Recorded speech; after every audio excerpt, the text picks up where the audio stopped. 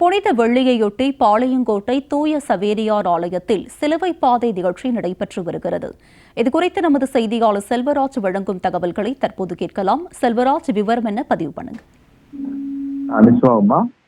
கிறிஸ்துவர் ஆண்டுதோறும் இயேசு பாடுகளையும் ஈர்ப்பரத்தையும் தியானிக்கும் வகையில் 40 நாட்கள் தவக்காலமாக கடைபிடிப்பது வழக்கம்.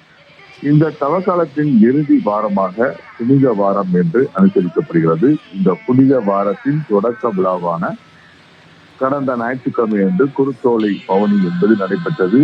புனித விழாவின் புனித விழாவினை முன்னிட்டு இயேசு கிறிஸ்துவின் தமது சீடர்களின் பாதங்களை கழுவி துடைக்கும் நிகழ்வும் நேற்றும் நடைபெற்றது.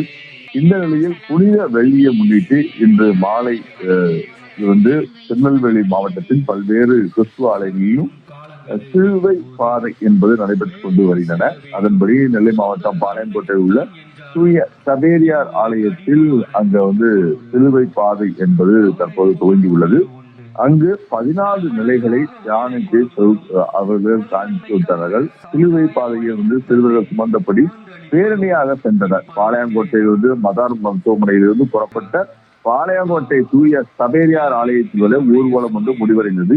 இதைத் தொடர்ந்து சிறப்பு பிரார்த்தனை என்பது நடைபெற்றது. இந்த பிரார்த்தனையில் பாளையங்கோட்டையில் உள்ள கத்தோலிக்க மறைமாவட்ட ஆயர் அந்தோனி ராஜ் தலைமையில நடைபெற்றுக் கொண்டு வருகிறது. இதில் திரளான கிறிஸ்தவர்கள் கலந்து கொண்டுள்ளார்கள். உங்களுடைய விரிவான விவரங்களுக்கு நன்றி செல்வராஜ்.